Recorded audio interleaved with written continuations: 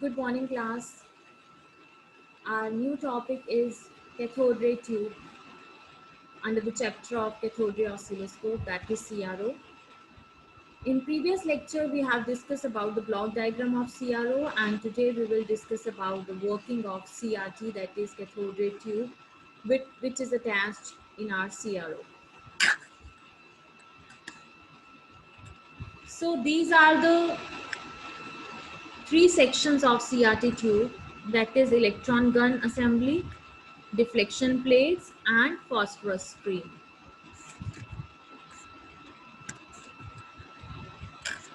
So this is electron gun.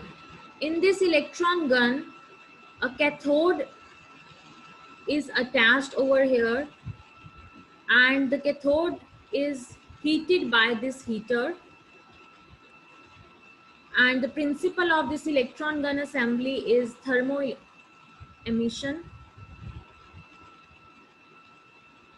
That means the cathode is heated by heater and it will emit the electrons in the straight path. So electron gun assembly consists of heater, cathode, control grid. This is control grid. This is focusing anode, and this is accelerating anodes. So first of all, first section or first part of this cathode ray tube is this electron gun. Now this is heater and this is cathode. Heater will heat the cathode and it will emit electrons in straight path like this.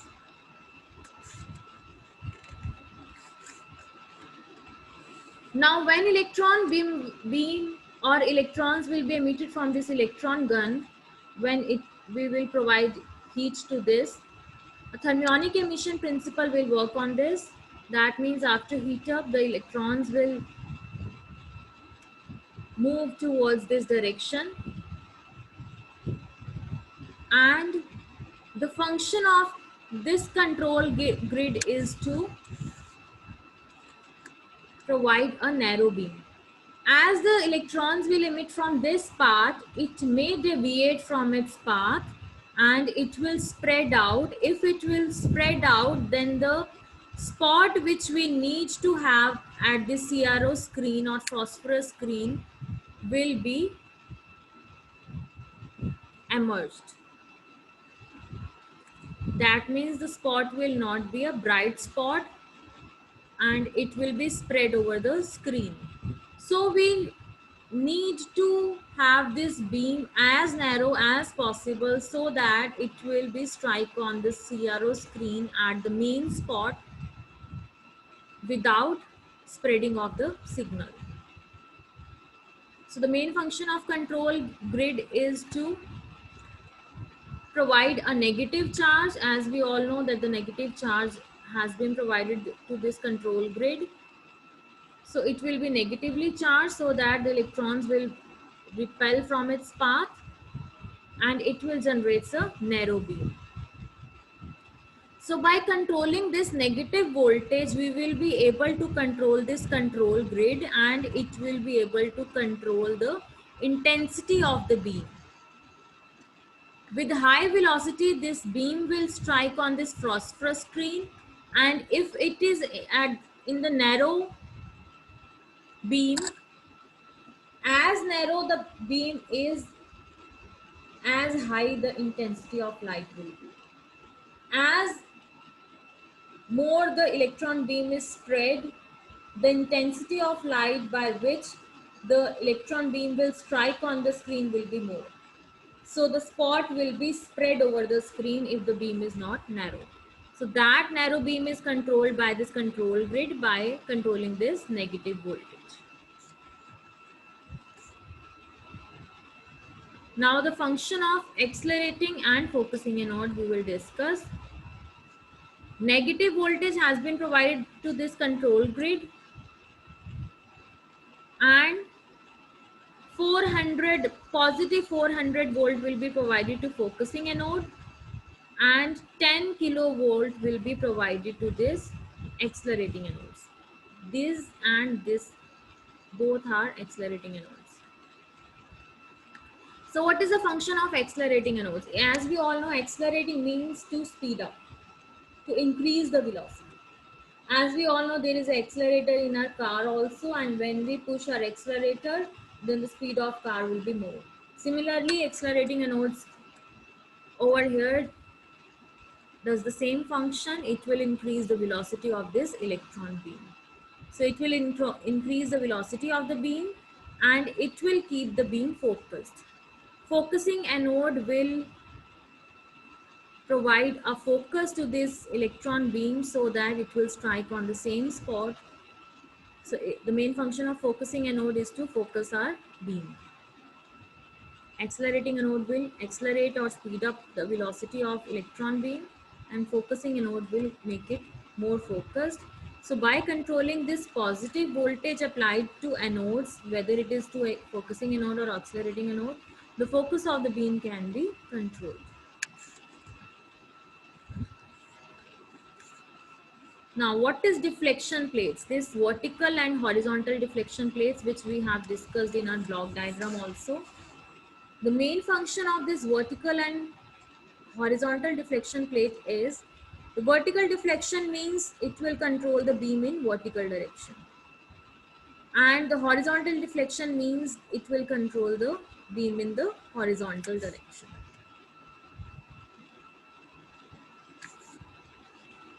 So when we control our vertical beam by this vertical deflection plates,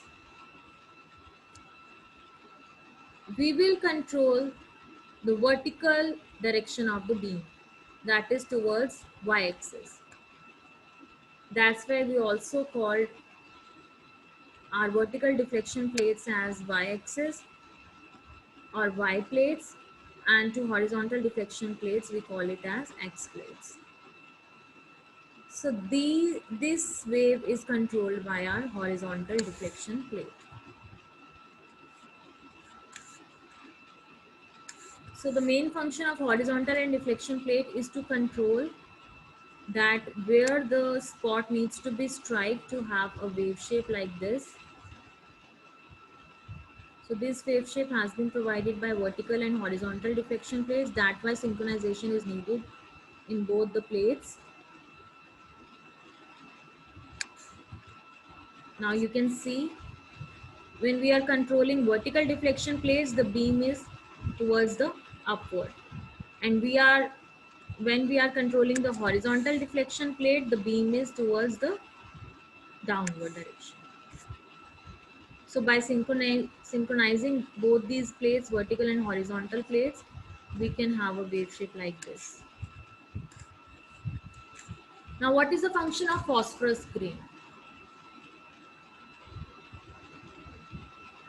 This is the phosphorus screen, and it is made of phosphor material so that a bright spot can be seen on this outputs display. This type of bright spot will be seen at the output. The wave, sine wave, square wave or sawtooth wave could be observed over here. So electrons are made to strike the screen with high velocity. When the spot will be striked on this phosphorus screen, or when the electron beam will be strike on this phosphorus screen, it will have a bright spot. So electrical energy in the form of electrons will came over here, and when it strikes to phosphorus screen, the screen will convert our electrical energy into light energy. So electrical energy over here, and at the output we will be able to see a bright spot that is in the form of light. That means the electrical energy will be converted into light energy. So the inner portion of this output display is made of phosphorus screen, or is made of the phosphor material. So this is how voltage and frequency looks like. Sorry, this is how CRO looks like, and we will measure voltage and frequency on this CRO, and the wave shape of sine wave or square wave or sawtooth wave is observed at this output display. and at the back side of this display is the phosphor material. So it will convert the electrical signal which is coming towards the back plate of this phosphorus screen, and it will be converted into light energy, and we will be able to see a signal over here. So measurement of voltage and frequency we will cover in our next lecture. I hope the function of CRT is very clear to you. To summarize the working, this is electron gun and heater is over here, cathode is over here. So when heater will provide the heat to cathode, it will emit or it will repel the electrons. So control grid will be of negative voltage, so it will control the electrons. So electron beam will be coming towards this side. These are anodes. This is focusing anode and this is accelerating anodes. The function of accelerating anode is to speed up our electron beam or electrons, and the function of this focusing anode is to focus our electron beam so that it will provide the bright spot over here. And these anode are connected with the positive voltage. These are deflection plates, vertical deflection plates and horizontal deflection plates. Vertical deflection plate is responsible for the moving of electron beam towards the vertical direction, and horizontal deflection plates are responsible to move our beam towards the horizontal direction, that is towards the y-axis, and towards the x-axis. So a bright spot will hit over the screen which is made of phosphorus material, and it will convert the electrical signal to the light energy. So hence we will be able to see a sawtooth or sine wave or square wave at the output display of our screen. Thank you for watching this video. I hope you have liked this video and the concept of CRT and CRO is clear to you now.